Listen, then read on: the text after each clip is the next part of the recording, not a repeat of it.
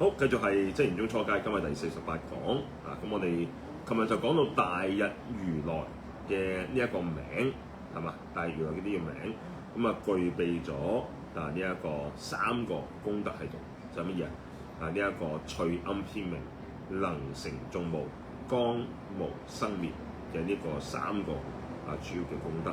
咁就係我哋嘅傳持五祖善無畏三藏法師就將呢一個摩毗盧遮那如來嘅呢個名就譯咗做大日如來。琴日都講咗呢3個功德啦。呢3個功德我哋講咗啦。呢3個功德，譬如我哋講光無生滅，咁呢個係佢嘅體啦。因為大如來嘅體係光無生滅嘅緣故，所以能夠顯現出隨暗遍明嘅呢個相，同埋能成眾無嘅呢個用。所以咧光無生滅係大如來嘅體，隨暗遍明呢個係大如來嘅相，能成眾無呢個係咩？大如來嘅用。呢3個就最主要嘅3德。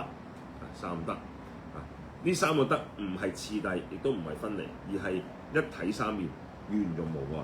喺能成眾無嘅妙用裏邊彰顯出隨暗遍明嘅智慧，而喺呢一個智慧與妙用嘅體就係呢個光無生滅。所以咧，隨暗遍明就係咩啊？法曼德勒，4大曼德勒嘅法曼德勒，能通一切智慧理趣。而能成眾無就係咩？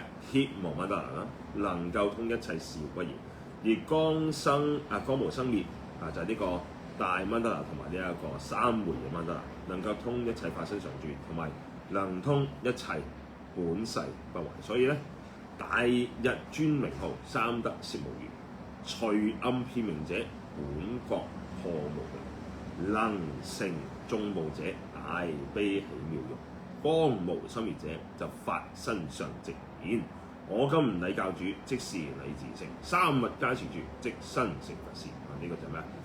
大日如來佢嗰個名我哋好簡單咁樣用3科去到講就係呢個體相用3科去講。當年文化大師都係以大多勝呢3個字嘅字義去到解釋大日如來大嘅呢個字，將大從世間嘅比較即係大，我哋通常大細個大啊嘛，係嘛？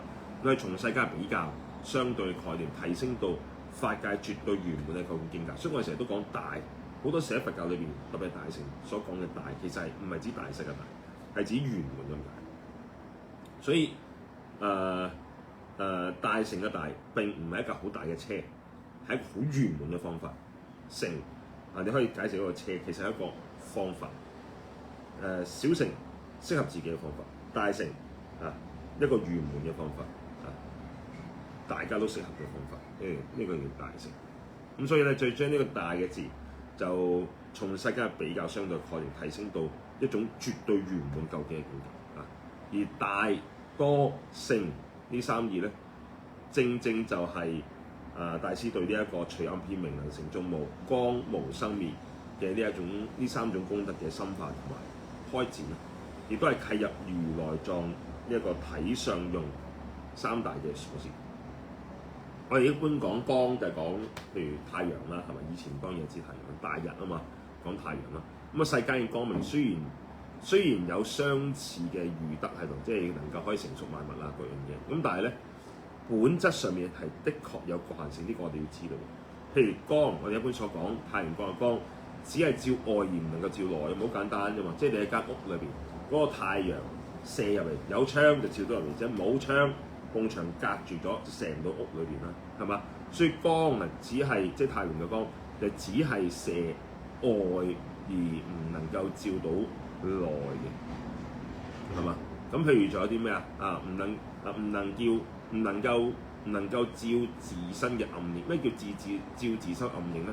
即係我哋喺個光個光射向我哋後邊有個影係嘛？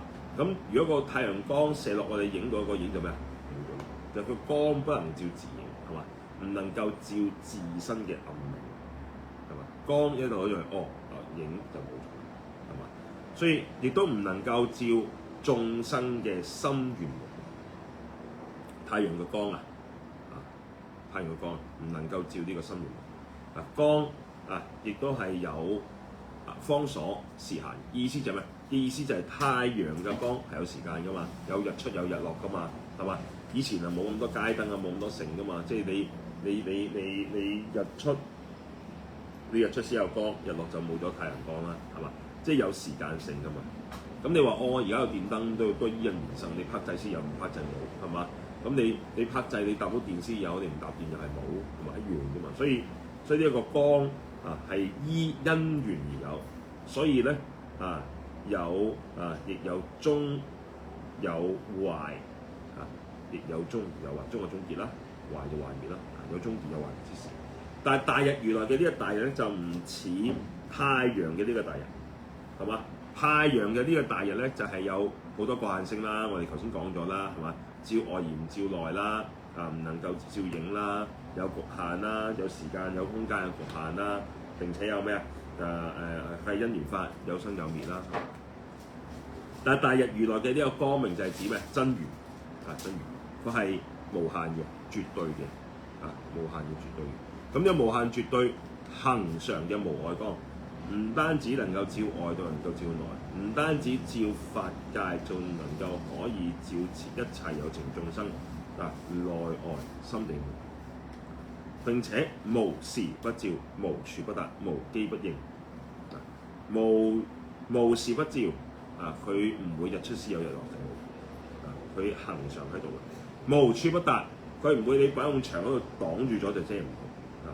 你有埲牆又好，冇埲牆又好，連埲牆中間都能夠照到。無處不達，無機不應唔會係一啲你同佢好 friend，或者你好叻，或者佢好中意你，佢好錫你先至幫你，唔會無機不應。超越咗空間、方位、時間流轉佢嗰個體佢個體，即係呢個光嘅體。大日如來光嘅體就係咩？就係如來藏嘅本覺，不生不滅，不增不減。但係佢唔同空性所講嘅，佢有咩唔同啊？因為佢呢度所講係常住不滅，係嘛？空性所講有咩？一切都係因緣法，係嘛？生住異滅。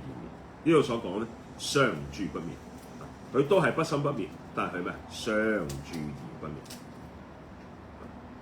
佢都係不增不減，但係點解啊？因為佢常住不滅而不增不減。所以咧，大日嘅呢個比喻最主要就係呢一個照同埋呢一個常住呢個德。咁所以弘法大師咧就用大多性呢三義，就係要引導行者超越呢個譬喻嘅部分，去到直契呢一個真如真如嘅本體。我係咁講到呢度，我唔噏有冇聽？